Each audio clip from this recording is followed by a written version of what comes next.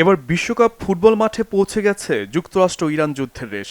সরাসরি বিশ্বকাপ ফুটবলে সাইবার ও ড্রোন হামলার হুমকি দিয়েছে ইরানের হান্দালা নামের একটি হ্যাকার গ্রুপ। বিশেষ প্রযুক্তির মাধ্যমে এফপিভি ড্রোন ব্যবহার করে খেলোয়াড়দের গাড়ি লক্ষ্য করে এই হামলা চালাতে পারে তারা। এরই মধ্যে মার্কিন গোয়েন্দা সংস্থা এফবিআই এর ড্রোন হ্যাকের দাবি করেছে হ্যাকার গ্রুপটি। শুক্রবার মার্কিন সংবাদ মাধ্যম সিবিএস এ চাঞ্চল্যকর তথ্য দিয়েছে।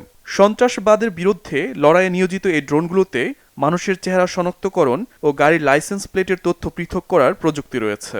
তাই এ বিষয়ে উচ্চ সতর্ক অবস্থানে আছে মার্কিন প্রশাসন। প্রশ্ন উঠেছে, কেন বিশ্বকাপে হামলার হুমকি দিল হান্দালা নামের ইরানি হ্যাকার গ্রুপটি?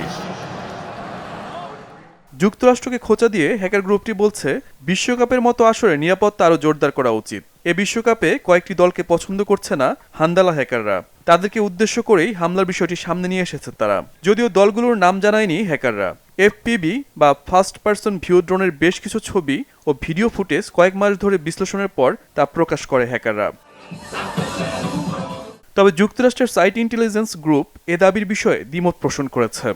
তারা বলছে, হ্যাকিংয়ের প্রমাণ হিসেবে দেখানো ভিডিওটি 2024 সালের ডিসেম্বরের। সেটি একটি সফটওয়্যার প্ল্যাটফর্ম তৈরি করেছিল। ওই ভিডিও মার্কিন পুলিশ বিভাগের প্রযুক্তি ব্যবহারের প্রচারণার অংশ ছিল।